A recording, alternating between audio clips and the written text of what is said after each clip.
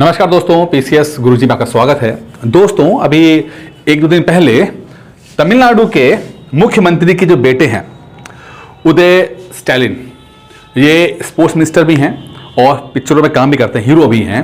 इन्होंने बहुत ही कंट्रोवर्शियल एक स्टेटमेंट दिया जो बहुत सारे लोगों को पसंद नहीं आया। खासकर इंडिया में तो जहां मैक्सिमम लोग हिंदू हैं, वहां पर तमिलनाडु के मुख्यमंत्री के बेटे और खुद एक मिनिस्टर उदय बोलते हैं कि हिंदू जो धर्म है वो डेंगू और मलेरिया की तरह है। जिस तरह से डेंगू और मलेरिया को खत्म कर देना चाहिए कि लोग स्वस्थ रह सकें, इस तरह से हिंदू धर्म को भी समाप्त कर देना चाहिए। अब ये बात जो है ये पसंद नहीं आई है, जाहिर सी बातें नहीं आनी चाहिए, और इसका बड़ा विरोध कर रहे हैं पूरे, चाहे कोई भी पॉलिटिकल पार्टी हो, वो सब लोग विरोध कर रहे हैं। लेकिन कभी आपने सोचा है कि जब आप सोशल मीडिया देखते हो तो आपको एक बात बड़ी सामने आती होगी कि कम्युनिस्ट और लेफ्टिस्ट, दो शब्द देख रहे हैं, कम्युनिस्ट और लेफ्टिस्ट, वामपंथी जिसे कहते हैं या लेफ्ट जिसे बोलते हैं, लिबरल ज्यादा, लिबरल तो नहीं बोलूंगा, लेफ्ट और कम्युनिस्ट, अमूमन इनको बोला जाता है कि ये एंटी रिलीजन है, यानी कि धर्म के विरोधी रहते हैं और धर्म के अगेंस्ट में बात करते हैं। और यहां पर धर्म का मतलब सिर्फ हिंदुज्म से नहीं है। अमूमन लेफ्टिस्ट और कम्युनिस्ट को धर्म के ही खिलाफ आते हैं, माना कि वो हिंदू के खिलाफ भी है, वो मुस्लिम के खिलाफ भी है, वो क्रिश्चियनिटी के खिलाफ भी है। ये धर्म एज अ कॉन्सेप्ट के खिलाफ ही रहते हैं ये लोग। अब आज के वीडियो में हम समझेंगे कि ये जो लेफ्टिस्ट है, कम्युनिस्ट है, ये क्यों इनके अंदर ये फिलॉसफी जनरेट हुई, ऐसा इन्होंने क्या किया, और अभी तक जब से ये कम्युनिज्म आया है, कम्युनिज्म को हिंदी में साम्यवाद कहते हैं, लेफ्टिस्ट को वामपंथी कहते हैं, जब से ये लोग आए हैं तब से क्या क्या इन्होंने किया और इसका क्या क्या असर पूरी दुनिया में हुआ और हिंदुस्तान में भी क्या हुआ, आज हम इस वीडियो को हम से समझेंगे। क्योंकि ये जो टॉपिक है ये यूपी पीसीएस या यूपीएससी की तैयारी करने वालों के लिए बहुत इंपॉर्टेंट रहने वाला है। तो इस वीडियो को अंत तक देखिएगा। ये वीडियो आपका एक बहुत ही इंपॉर्टेंट कॉन्सेप्ट को क्लियर करने की कोशिश करेगा। पहले थोड़ा सा इतिहास में चलते हैं, और इतिहास में जब आप जाते हैं तो आप चीजों को बेहतर तरीके से समझ पाते हो। बात हो रही है लगभग 1780 के आसपास। जेम्स वॉट जो जेम्स वॉट है, ये अपना स्टीम इंजन को उन्होंने मॉडिफाई कर दिया है। वैसे न्यू कॉमन ने बनाया था इसको मॉडिफाई किया, और जब ये नया स्टीम इंजन बना तो पहली बार टेक्सटाइल इंडस्ट्री के अंदर स्टीम इंजन इस्तेमाल होना शुरू हुआ, और यहां से शुरू होता है इंडस्ट्रियल रेवोल्यूशन। औद्योगिक क्रांति की शुरुआत शुरू हो जाती है। औद्योगिक क्रांति की शुरुआत होते ही अपने आप में एक दुनिया में बहुत बड़ा परिवर्तन आता है, क्योंकि कुछ लोग होते हैं वो फैक्ट्रीज लगाते हैं, रिस्क लेते हैं, और आम आदमी से बोलते हैं जो कि अभी तक खेती करते थे, किसान थे, उनसे बोलते हैं देखो तुम खेती पे डिपेंड रहते हो, एग्रीकल्चर पे डिपेंड रहते हो। अब जो तुम मेहनत करते हो 3-4 महीने के बाद क्या पता कुछ ऐसी आपदा आ जाए, खेती डेवलप ना कर पाए और बर्बाद हो जाते हैं। इससे बेहतर है तुम जाके हमारी फैक्ट्री में काम करो, ठीक है, मैं तुम्हें सैलरी दूंगा, वीकली या मंथली जो भी सैलरी है वो रहेगी, तुम्हें सिर्फ 8-10 घंटे काम करने हैं, यहां पर तुम 24 घंटे काम करते हो, तो फैक्ट्री में काम करोगे तो बेहतर रहेगा। तो बहुत सारे लोग थोड़ा सा बेटर लाइफस्टाइल के लिए, जिस तरह आजकल शहर की तरफ मूव करते हैं, उस समय भी गांव से शहर की तरफ मूव किया फैक्ट्री में काम करने के लिए, और बहुत सारे लोगों ने फैक्ट्री में काम करने लगे। अब दो तरह के लोग हो गए। पहले वो लोग जिन्होंने फैक्ट्री स्टैब्लिश की है, यानी कि जो मालिक लोग हैं, ठीक है, जो फैक्ट्री स्टैब्लिश करता है, रिस्क लेता है, जमीन खरीदता है, फैक्ट्री लगाता है, पैसा अपना इन्वेस्ट करता है। तो ये जो लोग होते हैं वो चाहते हैं कि जो रिटर्न्स आए, जो इन्वेस्टमेंट कर रहे हैं उससे जो रिटर्न्स आए वो भी उनके पास रहना चाहिए। तो मैक्सिमम प्रॉफिट अपने पास रखते हैं, और जो प्रोडक्ट प्रोड्यूस करते हैं उससे, और जो वर्कर काम करते हैं तो उस प्रोड्यूस करने से जो थोड़ा बहुत सैलरी होती है वो दे देते हैं। तो मैक्सिमम जो बेनिफिट है, प्रॉफिट है, वो मालिक के पास रहता है, और आम आदमी को जो वर्कर की तरह काम कर रहे हैं उनको सिर्फ सैलरी या वेजेस मिलते हैं। अब इस अप्रोच को बोलते हैं पूंजीवाद, यानी कैपिटलिज्म। यानी कि यहां पर एक व्यक्ति रिस्क लेगा, ठीक है, एक इन्वेस्टमेंट करेगा और मैक्सिमम बेनिफिट भी वही उठाएगा, ठीक है। अब इसके अंदर होता यह है कि फायदा यह होता है कि जब ज्यादा रिटर्न्स की उम्मीद होती है तो लोग ज्यादा से ज्यादा रिस्क लेते हैं। बहुत सारी फैक्ट्रीज रखती हैं, बहुत सारे जॉब क्रिएट होती हैं, और बहुत सारे लोग, हर उम्र के लोग काम करते हैं। तो ये जो स्टार्ट हुआ इंडस्ट्रियल रेवोल्यूशन, वो अर्ली 1800 से स्टार्ट होता है और लगभग 40-50 साल तक चलता रहता है, बहुत बड़ा मस्त रहता है। दुनिया में एक क्रांति बोली जाती है, इससे जो पहले की दुनिया थी वो एग्रीकल्चर सोसाइटी रहती है, लेकिन अब बेहतर हो गया, लोग शहरों में काम कर रहे हैं और उनको अलग सिस्टम डेवलप हो गया है। इसी बीच में चीजें हो तो रही हैं, लेकिन एक बड़ी चीज होती है कि धीरे धीरे लगने लगता है कि एक गैप क्रिएट हो गया है, गैप रिच और पुअर का, रिच और पुअर का गैप क्रिएट हो गया है कि जो लोग फैक्ट्री लगा रहे हैं, जो लोग इन्वेस्टमेंट कर रहे हैं, उनको तो बहुत बेनिफिट मिल रहा है, बट जो लोग नौकरी कर रहे हैं उनको बेनिफिट कुछ नहीं मिल पा रहा है। ठीक है, उनको थोड़ा वेजेस मिल रही है, सैलरी मिल रही है, बट सैलरी बहुत लिमिटेड है, बहुत कम है, ज्यादा सैलरी है नहीं।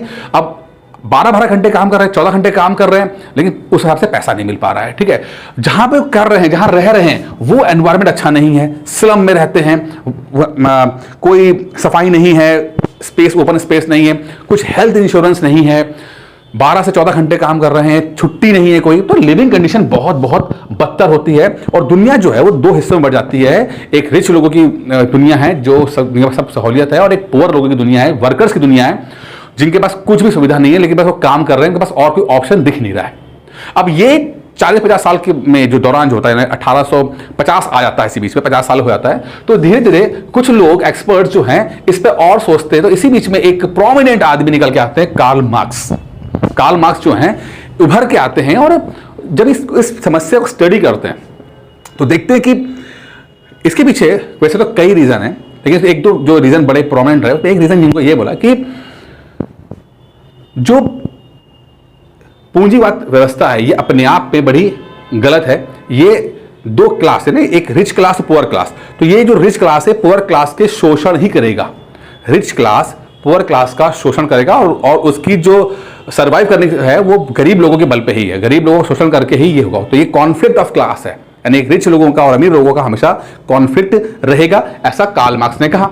ठीक है, साथ में ना एक और कॉन्सेप्ट दिया उन्होंने और जो स्टडी किया तो उन्होंने देखा कि एक तरह का नेक्सस बन गया है, गठजोड़ बन गया है अमीर लोगों में, अमीर क्लास के अंदर और चर्च के अंदर। चर्च का मतलब यहाँ पे धर्म हो गया, क्योंकि बात हो रही है यूरोप की, तो वहां पर जो मेन जो धर्म है वो है आपका क्रिश्चियनिटी, और क्रिश्चियनिटी में भी चर्च होता है। अब चर्च के साथ कहानी ये है कि अगर हम थोड़ा सा और बैक जाएं तो 2 AD से लेकर 14 AD तक, 2 AD से लेकर 14 AD तक जो वक्त रहा है, एक ऐसा वक्त रहा है जिसको कहते हैं डार्क एज ऑफ यूरोप। ये ऐसा टाइम है जहां पर यूरोप का पूरी जो पॉपुलेशन है वो चर्च के कंट्रोल में है। चर्च जैसा बोलेगा वैसा करेंगे, आप क्या खाओगे, क्या पियोगे, क्या पहनोगे, क्या बात मानोगे, सब जो है वो चर्च जो द्वारा निर्धारित है वही करोगे। और ये कम से कम 1200 साल तक चलता रहा है। बाद में धीरे धीरे करके लोग जो हैं वो आए, फिलोसफर्स आए, उन्होंने अपनी अपनी बातें की, कुछ साइंटिफिक इन्वेंशन हुए, लोग देश दुनिया घूमने गए, वहां से कुछ सीख के आए, और धीरे धीरे करके डेवलपमेंट आता है, और अंत में फ्रेंच रेवोल्यूशन तक बात पहुंचती, जहां पर एक वक्त ऐसा आता है जहां पर चर्च को और स्टेट को अलग कर दिया था कि चर्च का काम अपना अलग है, धार्मिक है, और स्टेट यानी कि देश जो सरकार है उसका काम अलग है, दोनों को अलग अलग कर दिया गया। इसी जो वक्त है उसके बाद से जो कार्ल मार्क्स आते हैं ये बात और कहते हैं कि ये धर्म जो है ना ये अपने आप में बड़ी प्रॉब्लम करता है, ये, और धर्म कहता है रिलीजन फ्री एक स्टेट होना चाहिए, यानी कि एक ऐसा देश जहां पर रिलीजन होना ही नहीं चाहिए, ऐसा कार्ल मार्क्स ने कहा। क्योंकि कार्ल मार्क्स को लगता था कि रिलीजन की सहायता से कुछ लोग बहुत सारे लोगों पर रूल करते हैं, कुछ लोग बहुत सारे लोगों पर रूल करते हैं, और ये नेक्सस बना हुआ है। अगर ये ऐसा धर्म रहेगा नहीं तो उनके पास कोई अथॉरिटी नहीं रहेगी, रिलीजन की अथॉरिटी नहीं रहेगी जिससे वो आम आदमी पर वो शोषण कर सके। अब कुछ ऐसा ही आप आजकल देखते हो कि जो हिंदुस्तान की पॉइंट ऑफ व्यू से बात करते हैं तो कास्टिज्म भी लगभग कुछ ऐसे मिलता है कि धर्म ग्रंथों को यूज किया जाता है किसी कोई एक व्यक्ति दूसरे व्यक्ति पे शोषण करने के लिए, उसका एक्सप्लॉइट करने के लिए, क्योंकि धर्म से ही वो अथॉरिटी लेते हैं। ठीक है, तो कुछ ऐसी बात यहां पर कार्ल मार्क्स भी कह रहे हैं। ठीक है, अच्छा, अब कार्ल मार्क्स ने एक जो बात बोली, पर इसको पढ़ लेते हैं। Religion is the sign of an oppressed creature, the heart of the heartless world and the soul of the soulless conditions, it is the opium of the people, it is the opium. कहते हैं ना, धर्म एक अफीम है, तो यही है कि धर्म जो है एक अफीम है, और लोग बस उसमें मस्त रहते हैं, रियलिटी से दूर रह जाते हैं। इंपॉर्टेंट बात है, रियलिटी जो उनको सचमुच उनको दबा रहा है, धोखा, मतलब उनको प्रॉब्लम क्रिएट कर रहा है, उसको नहीं सोचते, और एक अननोन क्रिएटर के तरफ वो रहते हैं और वहीं पर फोकस करते हैं। ठीक है, it is an opium to the people. ये बात कार्ल मार्क्स ने कही 1850 के आसपास, चलिए भाई ये हो गई बात, कार्ल मार्क्स ने एक अपना थॉट दिया, चल गया। अब कार्ल मार्क्स के जाने के बाद कुछ समय चले गए और थोड़ा सा और स्टडी करते हैं। देखिए यहाँ पर कार्ल मार्क्स ने जो बात बोली इसको इस फोटो में देखिए कि आप देखिए कि ऊपर राजा है, ठीक है, यहाँ सेकंड लेवल पे आप देखिए चर्च हो गया या मंदिर जो भी धार्मिक इंस्टीट्यूशन है वो लोग हैं, और ये सब मिलकर आम आदमी के ऊपर आप देख रहे हो कि पूरा जो है शोषण कर रहे हैं। तो ये पेरिस में एक पेंटिंग थी, उसे चित्रित किया है कि आम आदमी सब बोझ उठा रहा है, जो थोड़े से ऊपर वाले हैं थोड़ा और ऐश कर रहे हैं, उसके ऊपर जनरल आर्मी के लोग ऐश कर रहे हैं, फिर जो प्रीस्ट वर्ग है वो है, और राजा तो फिर ऐश करता ही करता है। ठीक है, ये कैपिटलिज्म का पूरा एक चीज है ये। अच्छा, अब कार्ल मार्क्स चले जाते हैं 56 के अंदर, 1856 में चले जाते हैं। अब 50-60 साल आगे चलते हैं, बात हो रही है रशिया के अंदर, सोवियत यूनियन के अंदर। सोवियत यूनियन एक ऐसी जगह, ठीक है, जहां पर जार शाही है, जार है, जार और चर्चों के अंदर एक गठजोड़ हो रखा है। आप देख रहे हैं ये जार एक वहां का, जैसे मुगल होते थे यहाँ पे, ठीक है, वैसे ही वहां पर जार है, राजशाही है। और उस समय जार, जितने जार लोग होते हैं उनको एज अ गॉड की तरह ट्रीट करते हैं वहां के चर्च, कि भाई जो जार हो गया वो भगवान का ही एक रिप्रेजेंटेटिव है या भगवान ही है, और उसको उस तरह से दिखा जाता है। अब यहां पे क्या हो रहा है, चर्च जो है वो राजा के साथ मिलकर लोगों पे शोषण कर रहा है। ठीक है, अब ये चीजें चलती रहती हैं, और उसका फिर विरोध में एक व्यक्ति खड़ा होता है जिसको बोलते हैं लेनिन। लेनिन आते हैं 1918 में। 1918 में आगे लेनिन जो है वो कार्ल मार्क्स की जो फिलॉसफी है कि एक रिलीजन लेस एक सोसाइटी होनी चाहिए, वो उसकी बात करता है कि नहीं, ये धर्म जो है खत्म होना चाहिए, पूरी तरह से धर्म खत्म होना चाहिए, तभी शोषण रुकेगा, जो कार्ल मार्क्स ने कहा। लेनिन उस बात को एक स्टेप और आगे लाने की कोशिश करते हैं, और लेनिन क्या करते हैं, लेनिन एक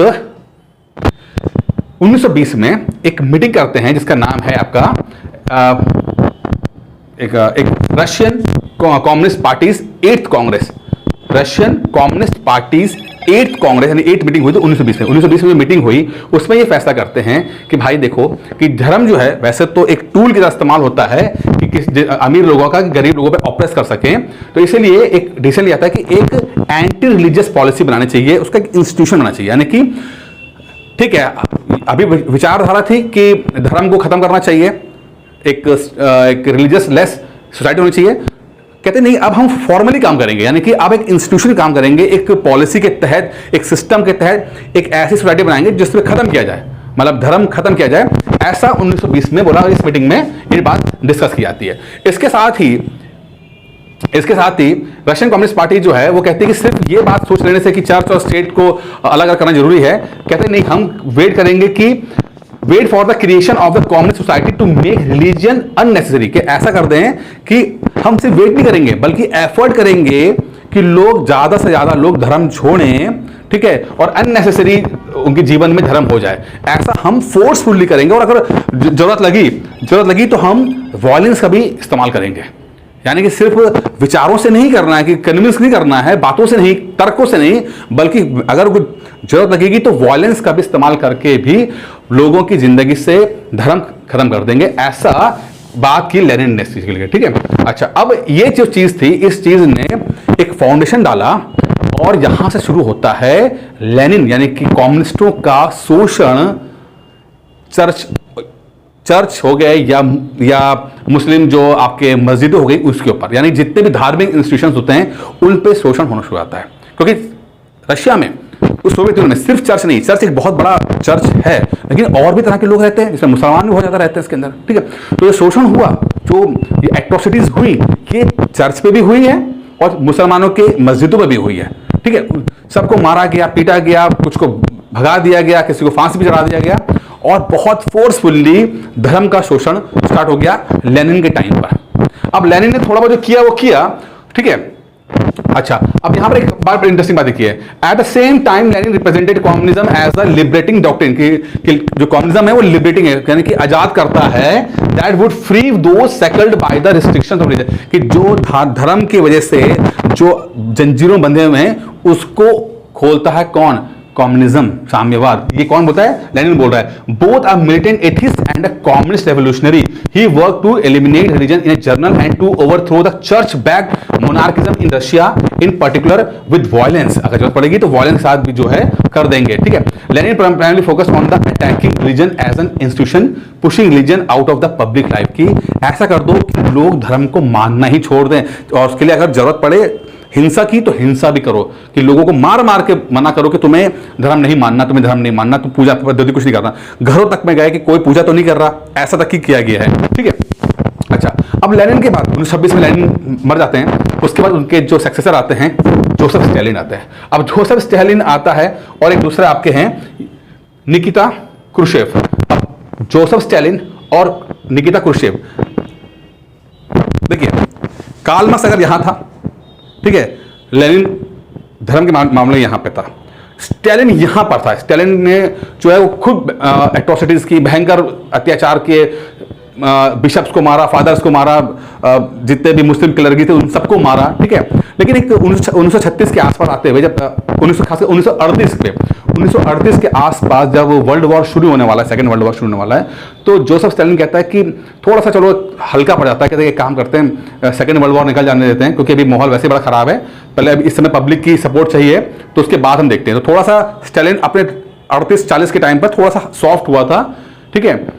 लेकिन जो क्रुश्चेव है, निकिता क्रुश्चेव, स्टालिन 1956 के बाद, 1956 में स्टालिन मर जाता है, और उसके बाद जो ये आता बंदा, ये स्टालिन से भी ऊपर होता है। मतलब देख रहे हैं कि हर जनरेशन में जो बंदे आ रहे हैं वो अपने पुराने जनरेशन से ज्यादा अत्याचार कर रहे हैं लोगों के ऊपर, सिर्फ इसलिए कि धर्म को खत्म करना है। तो अगर इनका का पॉइंट ऑफ व्यू बात कर लें कि धर्म ने लोगों को बहुत प्रॉब्लम किया है, तो ये लोग भी वही काम कर रहे हैं कि धर्म के कारण ही लोगों को प्रॉब्लम दे रहे हैं। पहले कुछ लोगों ने धर्म का मिसयूज किया और कुछ लोगों ने धर्म का मिसयूज किया, लेकिन अंत में शोषण पब्लिक का ही हो रहा है, ठीक है। अब यहां से आगे चर्च बिशप्स को मारा, फादर्स को मारा, बहुत बुरा कर दे, सोसाइटी भी कोई भी घर पाएगा, कोई देखेगा तो उसे फाइन लगेगा, उस पर जेल होगी, हर तरह की जो है काम उन्होंने किया। तो ये जो चर्च थे, चर्चों को एथिस्ट म्यूजियम में कन्वर्ट कर दिया गया, ठीक है, कि यहाँ पे कोई धर्म नहीं है, सब एक म्यूजियम बन जाएगा, सब उसमें रहेंगे, ठीक है। अच्छा, अब बात करते हैं सोवियत यूनियन यहाँ पे था, लेकिन उस समय अगर देखेंगे कि जो बाकी इलाके हैं, जैसे Poland, eastern Hungary, Romania, Bulgaria, यहाँ कम्युनिज्म का असर बहुत ज्यादा हुआ। सोवियत यूनियन से जो चला आ रही थी कम्युनिस्ट विचारधारा की, यहां पर भी ऐसा ही हुआ। हालत ये थी कि अल्बानिया या इलाका देख रहे हैं, इस अल्बानिया के अंदर अल्बानिया ने अपने आप को प्योर एक एथिस्ट कंट्री बोल दिया था, कि यहां पर आप कोई भी बंदा धर्म को मानता ही नहीं है। अल्बानिया के डिक्टेटर ने ये बात कर दी। बुल्गारिया के अंदर ऐसा होता कि बुल्गारिया में जो ऑटोमन एम्पायर की वजह से यहाँ पर जो मुसलमान यहाँ पर रह गए थे, उनके खिलाफ बहुत बुरा वहां पर शोषण हुआ और मुसलमानों को मार मार के भगाया गया और उनको धर्म छोड़ने के लिए मजबूर किया, कहां पर? बुल्गारिया के अंदर। तो यहां पर आप देख रहे हो कि सोवियत यूनियन के यहां तो हुआ ही, बाकी जो कंट्रीज हैं जुड़े मिला के, यहां पर भी कम्युनिज्म के नाम पर चीजें हुई हैं, धर्म को फैलने से रोका गया, और जो धर्म मान रहे हैं, अपनी मर्जी से मान रहे हैं, उनको भी उनके खिलाफ भी अत्याचार होते चले गए, ठीक है। एक बात आती है कि हमने पढ़ा है कि हिटलर ने ज्यूस यानी कि यहूदियों का शोषण किया, लगभग 70,000 80 लाख यहूदी थे, उसमें से 50 लाख हिटलर ने अकेले मार दिए।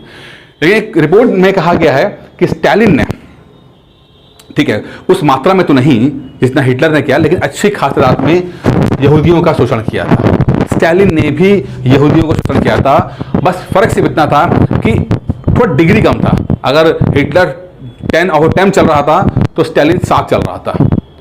जैसा एग्जांपल देते हैं कि अगर मान लो कोई यहूदी जो है, क्योंकि यहूदी अपने आप एक पावरफुल कम्युनिटी है, मान लो किसी जगह पे है, अब जो स्टालिन है ये तब तक बर्दाश्त करता है जब तक इसी क्वालिटी का इनको बंदा मिल नहीं आता, और जैसे ही मिलता था उसको भगा दिया था यहूदी को, ठीक है। तो बहुत ज्यादा एट्रोसिटीज हुई हैं, ज्यादा डिस्क्लोज नहीं हुई हैं, लेकिन ये बिल्कुल सच है कि स्टालिन ने भी ज्यूज का बहुत बुरा शोषण किया इसके अंदर।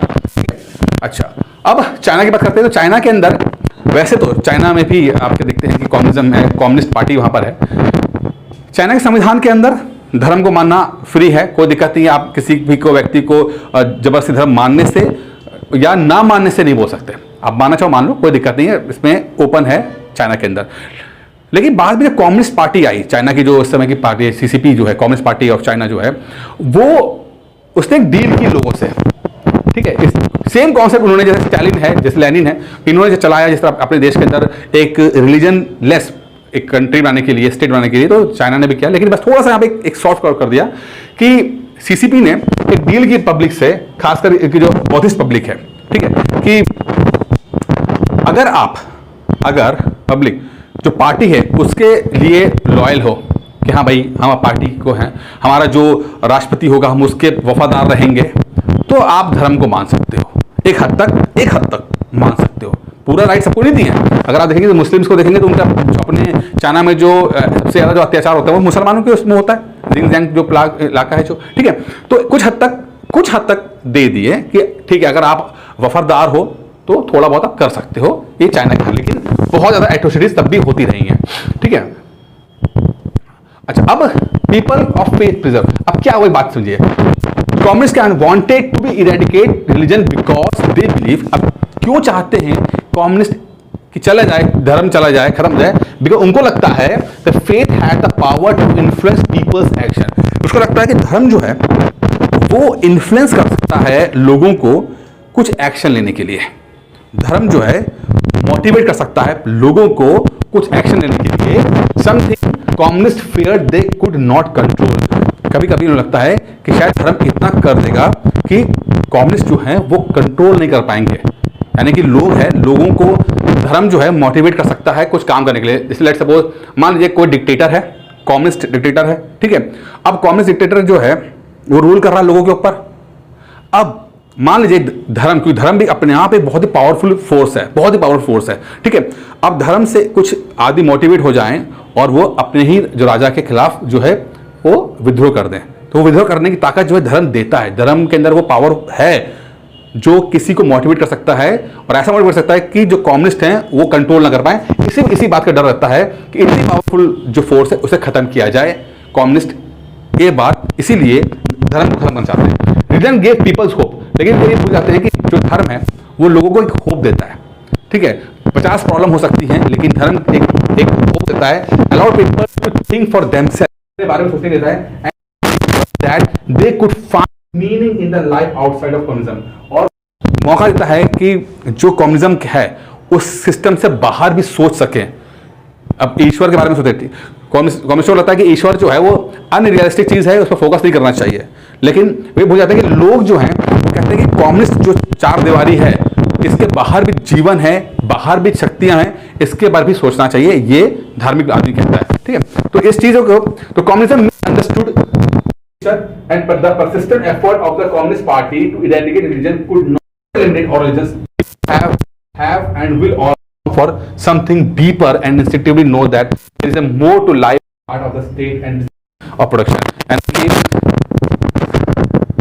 कम्युनिज्म ने जो है लोगों के इंसानी नेचर को समझने में असफल रहे हैं। वो भूल जाते हैं कि इंसान का मतलब सिर्फ जो कम्युनिस्ट विचारधारा है या जो एक हद बताई है उसके पास नहीं है, कुछ और डीपर मीनिंग के बारे में सोचते हैं, अध्यात्म के बारे में सोचते हैं।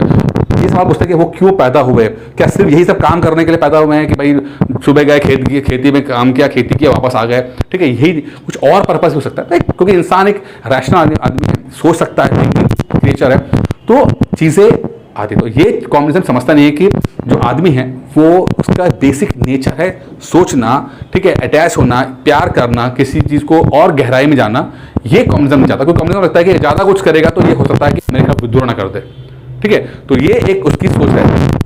बाकी दोस्तों आप इंडिया की बात करते हैं तो इंडिया में देखिए, आप ये जो देख रहे हैं कि ये काफ़ी लेफ्टिस्ट या माओवादियों से जो घिरा हुआ है। आप चाहे छत्तीसगढ़ का देख लीजिए, उड़ीसा का देख लीजिए, आंध्र प्रदेश का देख लीजिए, ठीक है। ज़्यादा लाल का मतलब है बहुत हाई इंटेंसिटी है, यहाँ पे बहुत दिक्कत, हाईली इफेक्टेड है।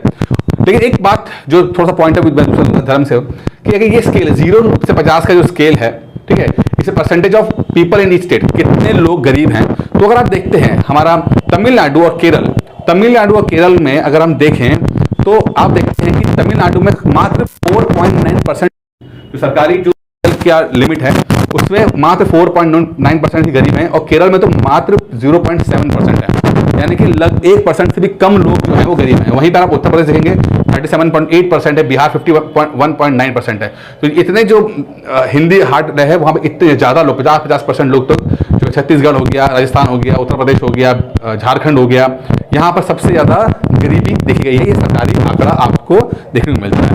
तो कॉन्ग्रेस ने, लेफ्टिस्ट पार्टी ने कम से कम में तो क्योंकि लोगों का एक होता है कि एक ऐसी सोसाइटी बनाए जहां पर हेल्थ पर अच्छा काम हो सके, एजुकेशन पर अच्छा काम हो सके, ठीक है, एक क्लासलेस एक सोसाइटी बनाए कि क्लास में बंटवारा काम हो। अब ये संभव नहीं है क्योंकि कुछ भी हो जाएगी, दो क्लास बन ही जाते हैं, ठीक है, रिच और पुअर का क्लास बन जाता है, लेकिन फिर भी वो जितना हो सके उतना कम करने की कोशिश करते हैं। तो यहाँ पर तो अच्छा काम है हेल्थ के मैटर पे, एजुकेशन के मैटर में, तो ये अच्छा करती है। लेकिन जहाँ पर आस्था की बात आती है, धर्म की बात आती है, वहाँ पर लेफ्ट पार्टी अपना जो है बड़ा क्रूअल चेहरा दिखाती हैं, ना सिर्फ हिंदुस्तान के अंदर बल्कि बाहर विदेशों में भी ये चीज़ चलती रहती है। ठीक, चलिए, खैर सिविल की तैयारी बोल रहा हूँ, सिविल की तैयारी कर रहे हैं। आप किसी भी उम्र के हो इसे बन सकते हो, आप इसे बन सकते हो। ये मेरा जो है और ये 21 में बनते हैं तो आप भी बन सकते हो। और इसमें तो मैं इसमें एक सिंपल कहूँगा, जो 2024 के लिए जो बैच चल रहा है, प्री प्लस मेंस का बैच रहेगा, प्री प्लस मेंस का जो है बैच रहेगा। और इसमें आपको वीडियो, पीडीएफ और टेस्ट वगैरह मिलेंगे, सब कुछ यहाँ से मिलेगा, कुछ भी आपको बाहर से परचेज नहीं करनी है। ठीक है, फीस जो है वो मात्र है 4500, पहले 6000 रुपये थी, इसको कुछ ऑफ करके 4500 कर दी है। इसके लिए आप 9919521555 पे कॉल करके इस कोर्स की जानकारी ले सकते हैं। ठीक है, साथ में एक चीज़ और है, अगर आपको कोर्स लेना है और आप चाहते हैं कि मैं टेस्ट सीरीज के माध्यम से पढ़ाई करूँ, क्योंकि मेरी पढ़ाई पूरी हो सिर्फ रिविजन के, ये 1 साल का जो कोर्स है चलेगा पूरा, इसका टेस्ट सीरीज है, बहुत बिगेस्ट 12, ये वीक 2 का दिखा रहा है, बाकी और वीक 4 वीक 5 तक पहुंच गया है, काफी लंबा पहुंच गया। और इसके अंदर घटना हो गया, एनसीईआरटी क्वेश्चन है, सबको इस टॉपिक दर टॉपिक कवर किया जाएगा। इसकी फीस मात्र 1499 रुपये है। इसके लिए भी इस नंबर पर कॉल कर सकते हैं। साथ में आरओ और पीसीएस की तैयारी कर रहे हैं, जो आरओ जॉब करते हैं, जिनकी फैमिली है जॉब करते हैं, ठीक है, और आरओ और पीसीएस तैयारी के लिए जाते हैं, तो उसके लिए एक कंबाइंड बैच है आरओ पीसीएस प्री के लिए। ठीक है, इसमें आपको वीडियो पीडीएफ टेस्ट मिलेगा और इसकी मात्र फीस 2999 रुपये है। इसके लिए आप इस नंबर पर कॉल कर सकते हैं। इसमें सिर्फ प्री है, इसमें सिर्फ प्री का रहेगा, मेंस नहीं रहेगा। आरओ प्री और पीसीएस प्री, आरओ प्री और पीसीएस प्री का रहेगा। ठीक है दोस्तों, कोर्स आप ये लेक्चर पसंद आया होगा